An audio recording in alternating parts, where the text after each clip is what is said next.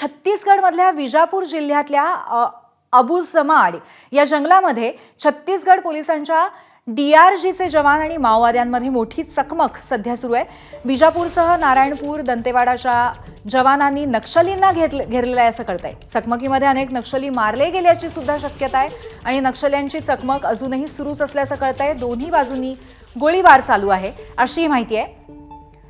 आपले प्रतिनिधी रजत वसिष्ठ आपल्याला अधिक माहिती देतील। रजत, सध्या जी चकमक चालू आहे त्याबद्दल अधिक काय अपडेट आहे?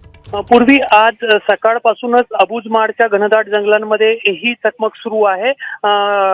डीआरजीचे जे जवान आहेत त्यांना गोपनीय सूचना मिळाली होती की मोठ्या संख्येने माओवादी जे आहेत ते या जंगलामध्ये एकत्रित आलेले आहेत आणि त्यानंतर डीआरजीच्या पथकांनी ऑपरेशन राबवलेलं आहे आणि ती चकमक जी आहे ती सध्या सुरू आहे। खरं पाहिलं तर काही दिवसांपूर्वी जवळच्याच करेगुट्टाच्या टेकड्यांवर जवळपास 3 आठवडे सुरक्षा दलांचा मोठा ऑपरेशन चालला होता। अनेक नक्षलवादी माओवादी त्याच्यामध्ये मारले गेलेले होते, मात्र अनेक माओवादी त्या ठिकाणातून निसटूनही गेले होते आणि अशी गोपनीय माहिती होती की ते इंद्रावती नॅशनल पार्कच्या भागामध्ये जाऊन लपले आहेत आणि त्या अनुषंगाने जी काही गोपनीय माहिती पोलिसांकडून गोळा केली जात होती त्यानंतरच हा ऑपरेशन राबवला जातं। त्यामुळे मोठं यश सुरक्षा दलांना मिळेल अशी अपेक्षा व्यक्त केली जात आहे।